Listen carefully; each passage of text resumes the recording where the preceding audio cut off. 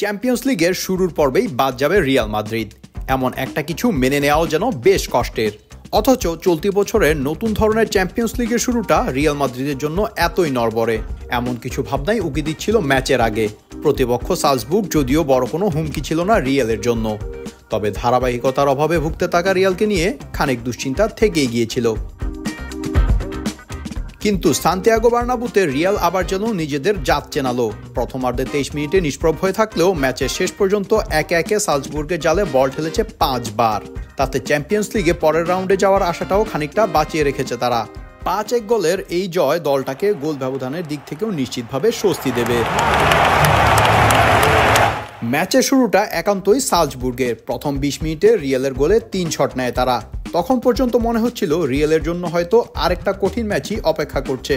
তবে সেই ধারণা ভুল প্রমাণিত হতে সময় লাগেনি মোটে। 23তম মিনিটে ম্যাচে নিজেদের প্রথম শটেই এগিয়ে যায় স্বাগতিকরা, আর তাতে পা লাগিয়েছেন রিয়ালের 4 সুপারস্টারের সবাই।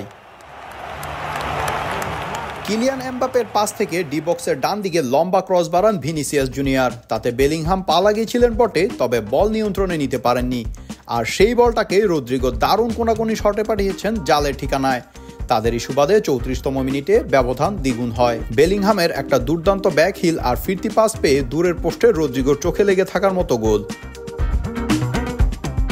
দ্বিতীয়ার্ধে খেলা শুরু হতেই বড় ভুল করেছেন সালজবুর্গ গোলরক্ষক ইয়ানিস। নিজেদের game build up pass miss করেন, তাতে ছুটে এসে গোল করেন এমবাপ্পে। 55তম মিনিটে স্কোর লাইনে নাম লেখান ভিনিসিয়াস। 78তম মিনিটে নিজের দ্বিতীয় গোলটি করেন ভিনিসিয়াস। দারুণ এই জয়ে 7 ম্যাচে 12 পয়েন্ট নিয়ে এক লাফে 6 ধাপ এগিয়ে 16তম স্থানে উঠে এসেছে রিয়াল। সমান 12 পয়েন্ট নিয়ে তাদের উপরে জার্মানির 2 ক্লাব বায়ার্ন মিউনিখ ও বরুসিয়া ডর্টমুন্ড।